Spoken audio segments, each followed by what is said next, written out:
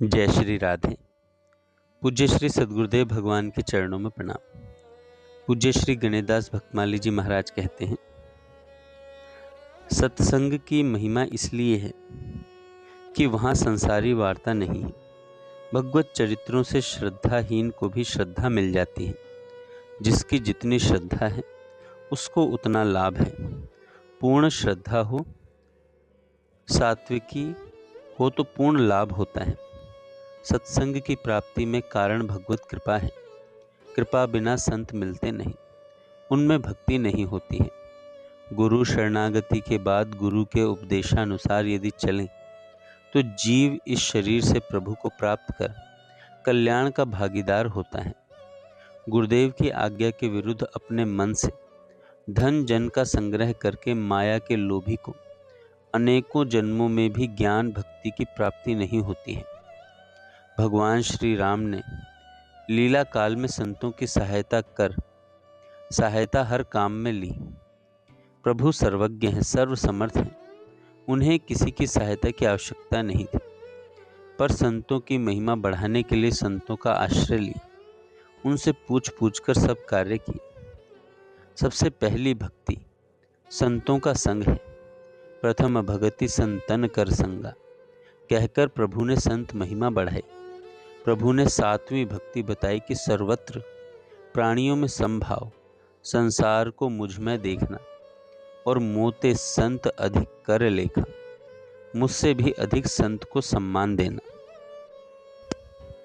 साधक का प्रश्न है, सत्संग की और नाम की अनंत महिमा है, फिर भी हम लोगों को सत्संग या नाम जप का कोई लाभ और अनुभव नहीं होता। मन जैसा था वैसा ही लगभग बना है।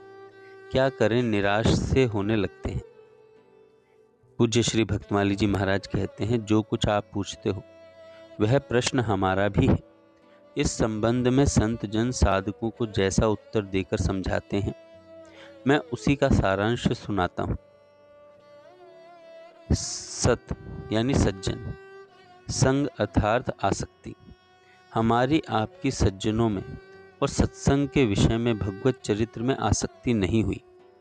हम लोग सत्संग में कुछ क्षण कभी कभी बैठकर कुछ सुन लेते हैं, वहाँ से आने पर जैसे कि तैसे फिर हो जाते हैं।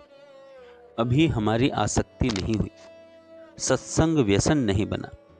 जब सत्संग के बिना रहा न जाए, सब कामों से हटकर मन उसमें लगे, जैसे क्षुधा या तृषा आतुर को भोजन जलपान के अतिरिक्त कुछ भी अच्छा नहीं लगता। इस प्रकार आसक्ति से मन द्रवित होकर शुद्ध होगा, उसमें से विकार दूर होंगे। इस स्थिति को लाने के लिए बलात् मन को सत्संग में लगाना ही उपाय है। नैसर्गिक भक्ति जिनमें है वे तो जन्मजात सत्संग प्रेमी होते हैं, पर जिनके संस्कार अन्यथा हैं, जन्म जन्मांतर में मन विषय अभ्यासी रहा है, उनके लिए अभ्यास की जरूरत है। बचपन के युवा अवस्था के कुसंस्कार भी प्रौढ़ अवस्था तथा वृद्धावस्था में पीछा नहीं छोड़ते। नाम में सत्संग में सुंदर रस है, जो मधुरिमा है उसका स्वाद हमें नहीं मिलता है। पित्त रोगी को मिश्री कड़वी लगती है, धीरे धीरे मिश्री चूसते चूसते पित्त दोष का शमन होगा, मिश्री की मिठास लगेगी, मिश्री की महिमा समझ में आएगी। संत वे हैं जिनमें अहंकार, दंभ, क्रोध, लोभ आदि नहीं है, जो अपनी पूजा नहीं चाहते, जिनका आचरण पवित्र है। ऐसे संतों से वर्तमान में संपर्क, संबंध, सत्संग करना चाहिए। यदि वे भगवत धाम चले गए हैं तो उनका स्मरण करके उन्हें नमस्कार करना चाहिए। इससे मन में शांति मिलती है, प्रभु की ओर झुकाव होता है। सत्संग का लाभ मिलता है तो धीरे धीरे मन में शांति आती है, अन्यथा प्रत्येक प्राणी तन, मन, धन और जन से दुखी दिखाई पड़ता है। संसार के सारे काज किसी के भी अनुकूल नहीं होते, एक न एक प्रतिकूलता रहती है।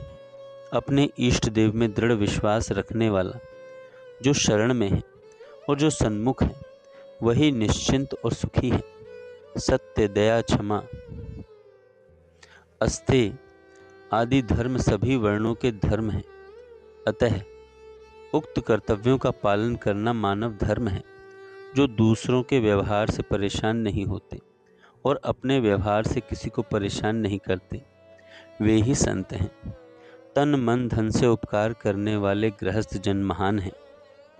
मन शुद्धि और लोगों के साथ व्यवहार शुद्ध होने से लोक परलोक में पूर्ण निर्भयता प्राप्त होती है। संतों के ऐसे स्वभाव होते हैं। संतों के ऐसे स्वभाव होते हैं। पुत्र की कामना से आत्मदेव ब्राह्मण वन में जाकर संत की शरण में पहुंचे।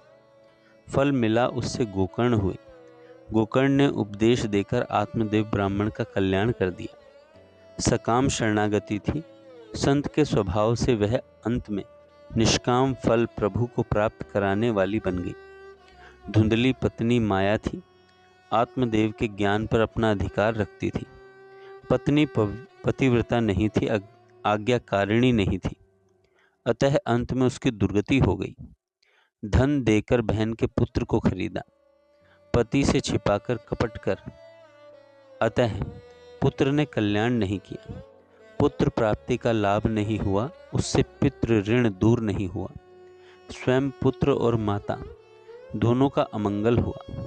गोकर्ण के हृदय में सद्भाव था, अतः भागवत की कथा कहकर दोनों का कल्याण किया।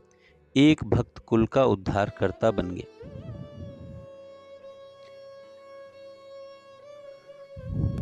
जय श्री राधे।